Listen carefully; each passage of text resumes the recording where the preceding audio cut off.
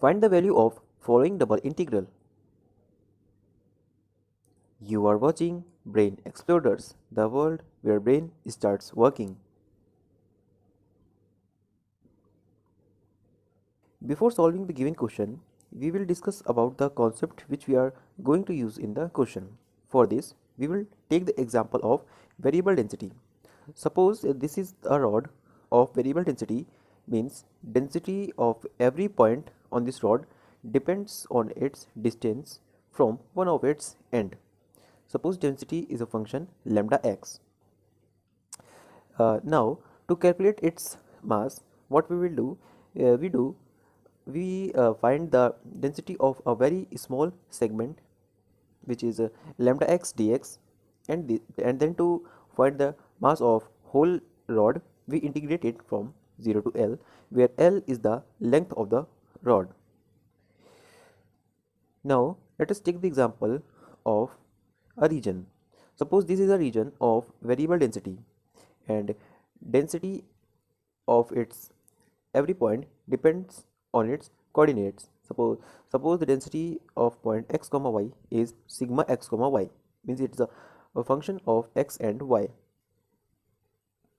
Ends of this region are x1 and x2.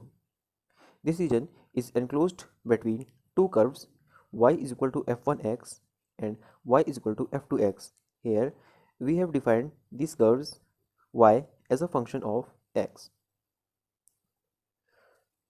To find the mass of this region, first we will find the mass of a very small strip, which is shown by sky blue color over here.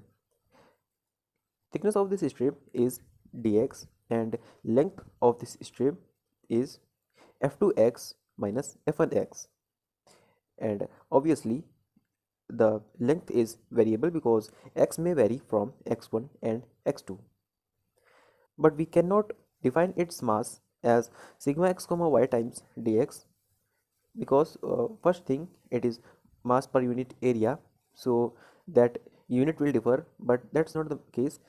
But here, since the density depends on point and density changes point by point, so as we move from bottom to top of this blue strip, the density changes continuously. So first we have to find the mass of this blue strip. For this, we will integrate it with respect to y from f1x to f2x. So, and then we will integrate the obtained expression with respect to x from x1 to x2. In this way, we will find the mass of this region.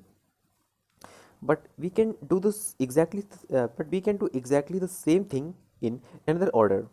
First, we can integrate it with respect to x from g2y to g1y. This time, curves are expressed by x as a function of y. X is equal to g1y and x is equal to g2y. But every time, it is not so simple as it looks. You can see that between y2 and y3, only one curve is over here earlier, which was written as y is equal to f2x, but this time, since x is a function of y, so for one y there will be exactly one value of x. For any one value of x, there may be two possible values of y, but for one value of y, there will be exactly one value of x.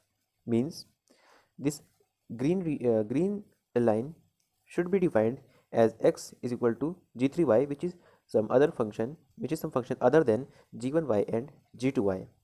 Now first we will have to integrate from y1 to y2, then from y2 to y3. When we are taking the limit of y from y1 to y2, in that case we will have to take the limit of x from g2y to g1y, and when we are taking the limit of y from y2 to y3, we will have to take the limit of x from g2y to g3y. Now let's move to the given question. Here, limit of y are from y is equal to x to y is equal to 1. So suppose this is the line y is equal to x, and here it is y equals to 1. The limit of x are from x is equal to 0 to x is equal to 1. X is equal to 0 is the equation of y axis, and here is the equation x is equal to 1. This shaded region shown here is the region over which this function sin y square has to be integrated. What we will do here, we will change the order of integration, and by doing this you will see that the question will become easy to solve. So this time limits of x will be taken from x is equal to 0 to x is equal to y, and limits of y will be from y is equal to 0 to y is equal to 1, because you can see that this dark blue portion may be taken from x is equal to 0 to y is equal to x. So the limit of x is taken from x is equal to 0 to x is equal to y. On changing this order, you can see that now first we have to integrate with respect to x, means this y will be taken as a constant. Since there is no other term of x here, integration is just x and limit is from 0 to y.